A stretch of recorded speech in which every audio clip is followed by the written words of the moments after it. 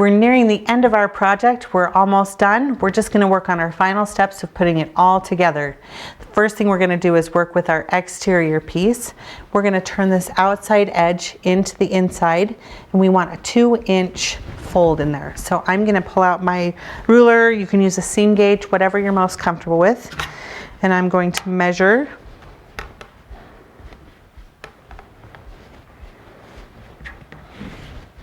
two inches. It's a little bit tricky. And I'm going to pin that in place, and then I'm going to go around the entire bag. I keep calling it a bag, but it's a basket. And do the same thing. And when I get to these bits where this is like this, I'm going to fold them open so that it's a little bit easier to get our boning through in the end.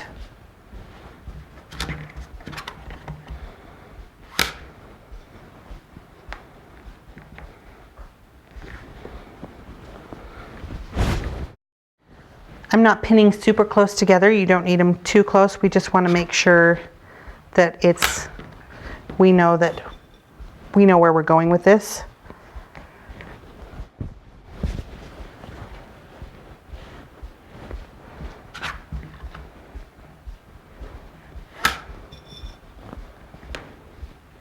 This is going to end up being our casing for the boning, so I just want you to make sure that you really have that 2 inches. Don't just guess, it'll end up looking really uneven if you do. All right, so I have pinned all the way around. I don't have too many, it's still poking up in a couple places, but that's okay. I know where my 2 inches is. I'm going to set this aside, and I'm going to pull up my lining. On our lining, we're going to turn down the edge as well, to the wrong side on this one, like this. And we want this to be 3 inches. And that 3 inches is really important. It adds to the extra stability in the top of the bag, which is where it kind of gets a little bit slouchy sometimes without it. So we want to make sure we get that nice 3-inch thing. And we are going to iron this. So I'm going to bring this to the ironing board. And I'm going to measure.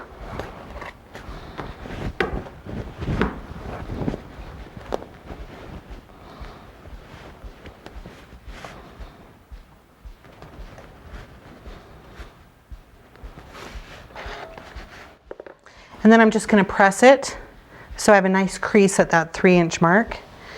And then for added security, I'm going to stick a little pin in that.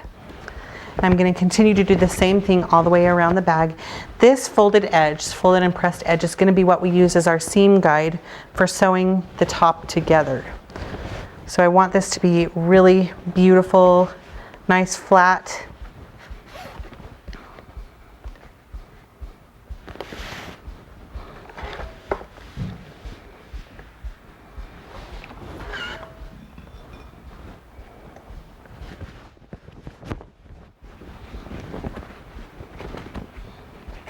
Okay, just work your way around.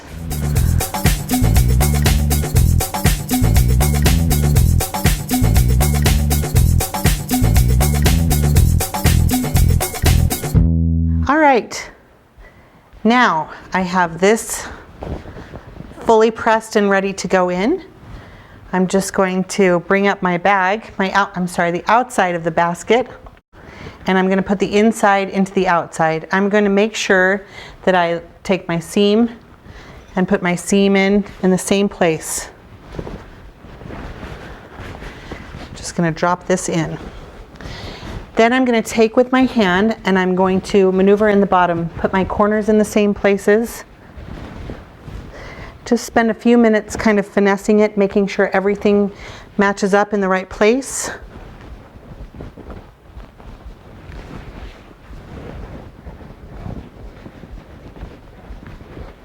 Okay, now I've got my insides with my outsides.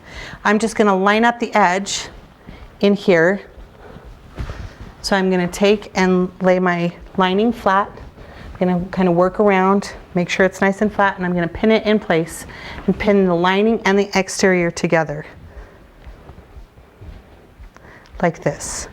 I'm going to go around the whole top and do the same thing.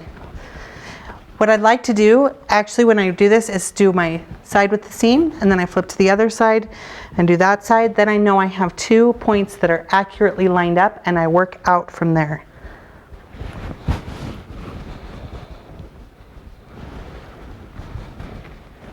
This is going to give you the perfect amount of overlap between your exterior and your lining to make that nice little casing for your boning. All right, so now I've got my 2 sides, and now I'm going to work the middles in together. And the way I do that is I just kind of stretch it a little bit so I can see where that kind of falls. You may get it lined up and then have to go back and unpin it. Try again.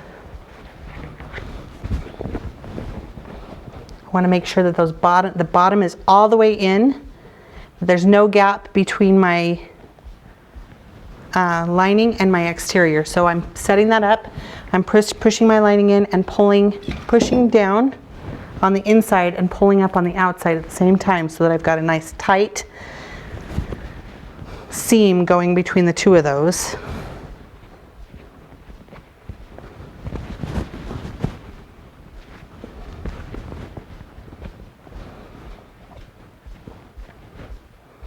All right, so now I've got all 4 sides pinned, and I'm just going to work in the in-between bits.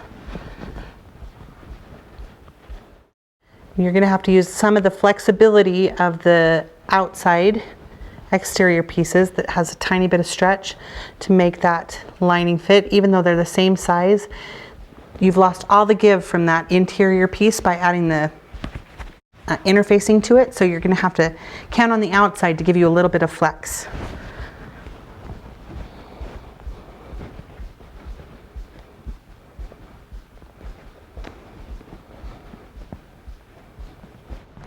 All right, I'm just going to finish up this last bit.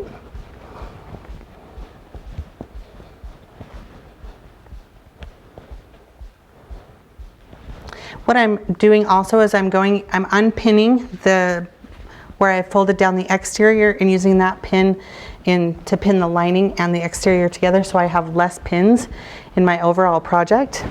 The other day I was making one of these and I accidentally sewed pins inside my project, so try not to do that. All right, so now I have my interior pinned to my exterior. We're going to do one more thing before we take this to the sewing machine, and that is we're going to just fold these handles down and pin them out of the way so you don't accidentally catch them in your seam. When you take this whole thing to your sewing machine, it's going to be fun to finesse it all the way through the machine. So just know you're going to have to work it a little bit. You're going to have to go a little bit slow, especially with the big one. All right, so I am pinned and ready to go. I'm going to add one more right here to the spot.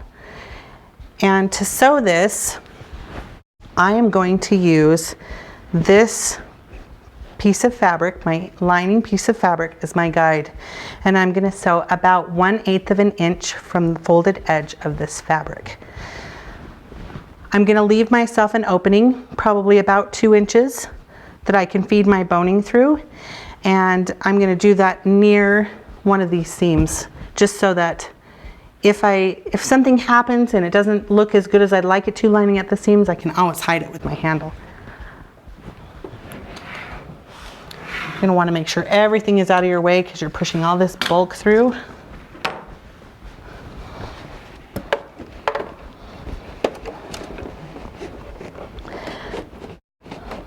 All right, so I've got this lined up under my presser foot, and I'm just going to find a marking that I'm going to use on my foot to help me get through and keep this all nice and straight. In this particular instance, I'm using this mark on my foot.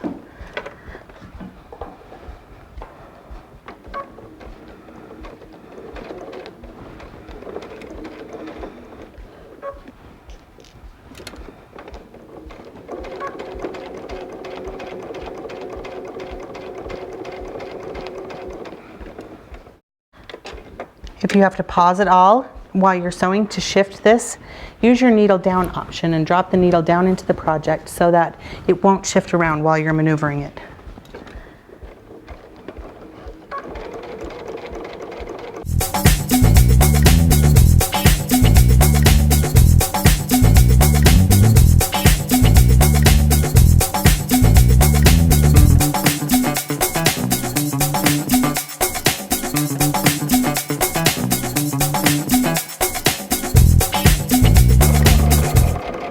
Okay, I'm nearing the end here, so I'm just gonna cross back over this big seam. I'm gonna do it slowly so the machine is okay, and then I'm gonna stop on the other side so that I've left myself an opening to put my boning in. And I'm gonna back stitch here, just a teeny bit. All right.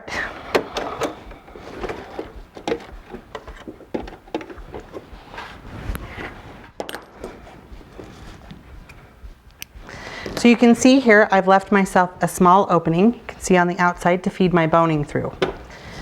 I am going to just trim my threads and then we're going to talk for just a second about the boning. I'm going to set this here. All right. When you're working with a boning that has a casing on it, one of the tricky things about feeding it through is that the casing tends to shift around when you're pushing it through with the casing on the basket. So in order to avoid that, what we're going to do is we're going to just pull back our casing a little bit. We're going to trim off just a little tad of the plastic piece, and we're going to pull the casing back over it, and then we're going to do just a couple stitches here to keep it nice and tight inside that casing.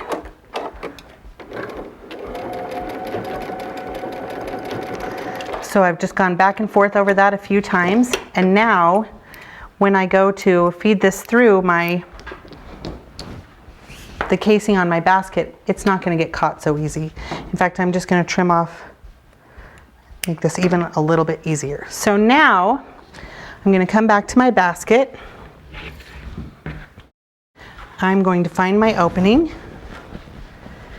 and I'm going to slip my boning inside the opening. I'm going to go towards my seam first, and the reason why I want to do that is I have more leverage at the beginning than I do at the end. So if I can get it through the hard spots first, it's going to make it easier overall. And this part is always a little bit tricky to get it through all this bulk right here.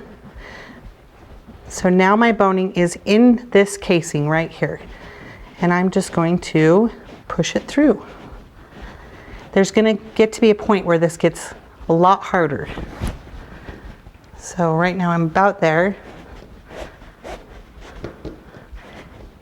And you'll notice that it starts to flex a little bit more because you have less and less leverage on. Now I am to the seam.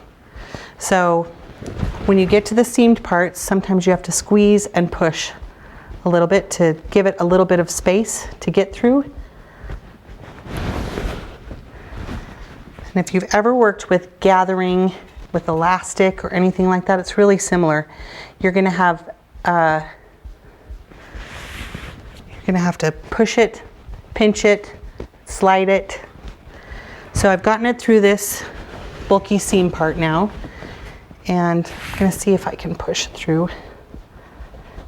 All right, so I'm to the limit of what I can push. So at this point, I'm going to start using this end to help me get it through. And the way I'm going to do that is I'm going to push and slide. Push and slide, and then as I slide this back, it's going to pull through the boning. So my end of my boning is about right here. I'm grabbing right here and I'm pushing and sliding, and then I'm grabbing the boning again and sliding it through.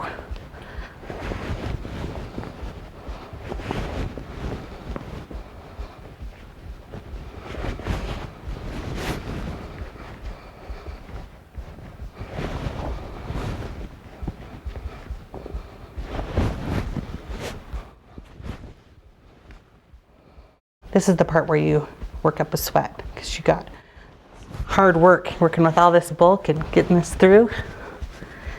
But I'm almost to the end now.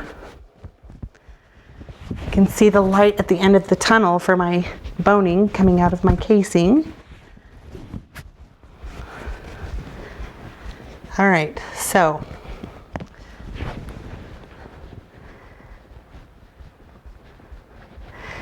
now I'm to the end. I just have to work this back out. All right, so now I have both ends, and I'm just gonna even up the distance between these two, because you can see that it gets a little bit gathered, and I need enough to work that all the way around without pulling this back out the other end. All right. All right, so I'm gonna just stretch it, make sure that whole casing is filled. You can see I have a little bit of extra boning. We're not gonna sew this together. All we're gonna do is trim these so that they barely overlap. So I've got my 2 cut ends, and I'm gonna feed those up inside that casing.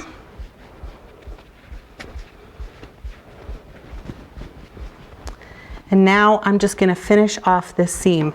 And I wanna be really careful with this because I wanna make those 2 ends match as perfectly as I can make them match. So I'm going to do my best to make that happen.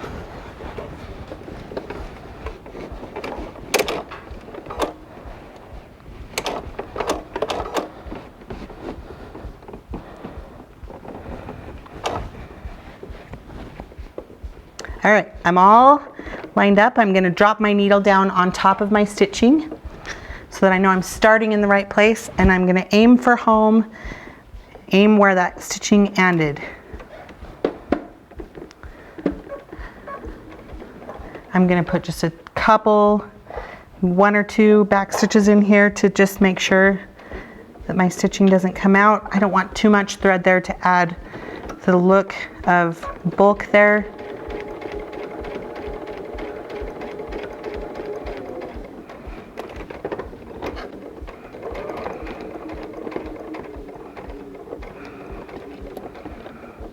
Now, I get this right a lot of the time, and I don't get it right some of the time. So if you don't get it right the first time, it's okay. You can always go back and fix this.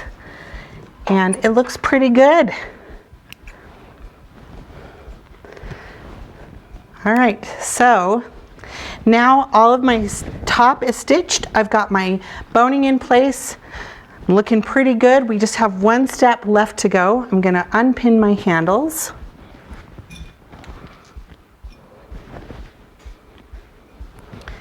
All right, so I've experimented quite a bit with my handle distance, and I really like this distance. I think it works really well. If you want these closer together or further apart in your finished product, you can do that by adjusting where we measured 3 inches and place that handle. If you'd like it closer, you could do 2.5. I really like this distance. I think that it gives me enough leverage with my handles. So to put our handles in, you'll have some decorative cording that you will have purchased, and we want to cut this in half to start with. And I've learned this one the hard way, because once I didn't cut it in half and had to go back and buy more cording because I didn't plan appropriately. So we're gonna find the middle, which is about right here, and just like they will at the fabric store when you buy this, we're gonna wrap this in a little bit of tape. And this is to keep it from fraying and also to help us get it through the handles a little bit easier. And then I'm going to cut right in the middle of the tape. And then I'm going to come to my basket and I'm going to feed it through one end. And I'm going to feed it through the other end. And I'm just going to make a knot.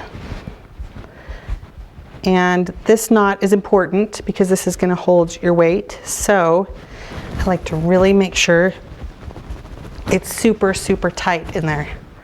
And sometimes when you do that, you'll find that it slips right off, which means you didn't get your knot deep enough on the cording to start with. Then I've got this tape still left on here. And you'll notice when you take it off that you're going to get some fraying. What I like to do is very, very, very carefully, there's 2 options.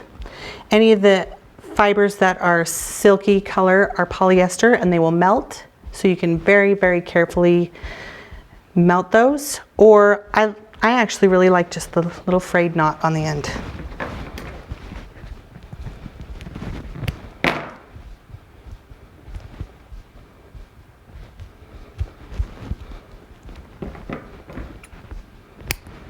All right, that's one side done. Just complete the same step on the other side. All right. And there you go, friends. It's a basket case. We have completed this project. Hopefully now you'll want to sit down and make the big one so that you have a nice matching set.